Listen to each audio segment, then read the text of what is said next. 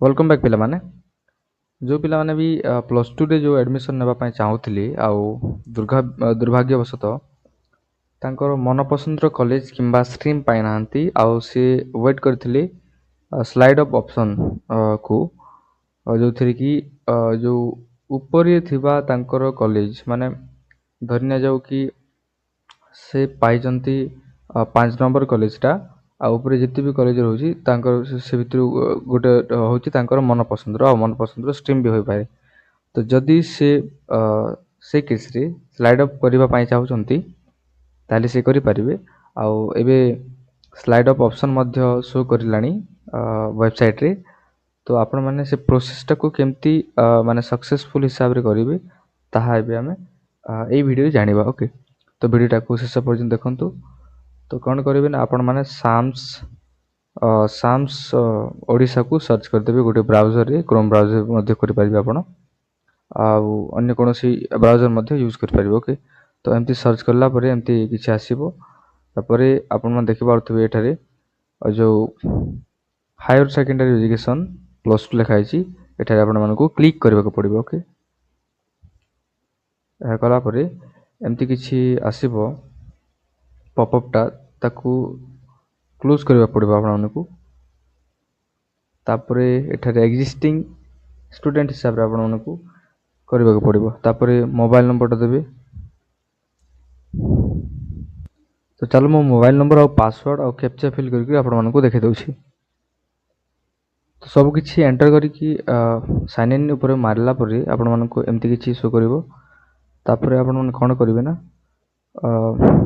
ଏଠାରେ ଅଛି ଏମିତି ଅଛି ମାନେ ଡାଇରେକ୍ଟ ଅଛି।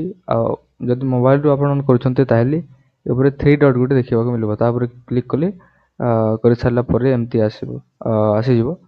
ତାପରେ ଆପଣମାନେ ଏତିକି ଯେତେ ବି ଅପସନ୍ ଅଛି ଏଠାରେ ସବୁ ଦେଖିବାକୁ ପାଇବେ। ଓକେ, ଯେମିତିକି ଆପ୍ଲିକେସନ୍ ଫର୍ମ ସିଏ ପ୍ରିଣ୍ଟ କରିପାରିବେ। ତାପରେ ଇଣ୍ଟିମେସନ୍ ଲେଟର୍ ଅଛି। ତାପରେ ଆପଣମାନଙ୍କ ଯେଉଁ ମହତ୍ତ୍ୱ ଗୁରୁତ୍ୱପୂର୍ଣ୍ଣ ରହିଛି ସ୍ଲାଇଡ୍ ଅପ୍ଟା। ଓକେ, ୟା ପରେ କ୍ଲିକ୍ କଲା ପରେ ଆପଣମାନଙ୍କୁ ଏମିତି କିଛି ଆସିବ। ଆପଣମାନେ ଏଠାରେ ୟେସ୍ କରିବେ। ତାପରେ କ୍ଲିକ୍ କରିଲା ପରେ ସବମିଟ୍ କରିବେ। ଓକେ, ଯାହାପରେ କି ଗୋଟେ ଓ ଟି ପି ଯିବ ଆପଣମାନଙ୍କ ଯେଉଁ ମୋବାଇଲ ନମ୍ବର ଦେଇଛନ୍ତି। ତାପରେ ସେ ଓ ଟି ପି ଦ୍ୱାରା ଭେରିଫାଏ କଲା ପରେ ଆପଣମାନଙ୍କର ସ୍ଲାଇଡ୍ ଅପ୍ଟା ହେଇଯିବ। ଓକେ, ତ ଚାଲ କରିବା।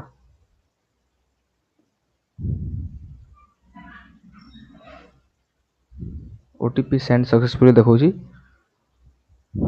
ତ ଓ ଟି ପିଟା ଏଣ୍ଟର କରିବାକୁ ପଡ଼ିବ। ଏମିତି ଗୋଟେ ଓ ଟି ପି ଯିବ ଆଉ ଯେଉଁ ଓ ଟି ପିଟା 5 ମିନିଟ୍ ଲାଗି ହିଁ ଭ୍ୟାଲିଡ୍ ଥିବ। ତ ଆପଣମାନେ ଓ ଟି ପିଟାକୁ ଏଣ୍ଟର କରିକି କନଫର୍ମ ଉପରେ କ୍ଲିକ୍ କରିବେ। ତାପରେ ଏମିତି କିଛି are you sure want to confirm, ତାପରେ ଓକେ କରିବେ। ତାପରେ ଆପଣମାନଙ୍କର ଯେଉଁ ଡାଟାଟା ଅପଡେଟେଡ଼ ହେଇଯାଇଥିବ ସକ୍ସେସଫୁଲି। ଓକେ, ଆପଣମାନଙ୍କର ସକ୍ସେସଫୁଲି ହେଇଗଲା। ଏଠାରେ ଲେଖୁଛି କି you have already submitted slide of request for form. ତ ଏମିତି ପ୍ରୋସେସ୍ ରହିବ ଆପଣମାନଙ୍କର ଯେଉଁ ସ୍ଲାଇଡ୍ ଅପ୍ଟା ତ କରିବେ। ଓକେ, ଏମିତି ହିସାବରେ କରିବେ ଯେମିତି ମୁଁ କହିଲି ପୁରା ଷ୍ଟେପ୍ ଟୁ ଷ୍ଟେପ୍ ଫଲୋ କରିକି କରିବେ, ଯାହାଦ୍ୱାରା କି ଆପଣମାନଙ୍କର ସ୍ଲାଇଡ୍ ଅପ୍ଟା ସକ୍ସେସଫୁଲି ହେଇଯିବ। ଓକେ, ତ ଭିଡ଼ିଓଟା ଲାଷ୍ଟ ପର୍ଯ୍ୟନ୍ତ ଦେଖିବା ପାଇଁ ଧନ୍ୟବାଦ। ନିହାତି ଇନଫର୍ମେଟିଭ୍ ହେଇଥିଲେ ନିହାତି ଲାଇକ୍ଟି କରିବେ ଆଉ ଚ୍ୟାନେଲଟାକୁ ସବସ୍କ୍ରାଇବ୍ କରିବେ। ଓକେ, ଧନ୍ୟବାଦ।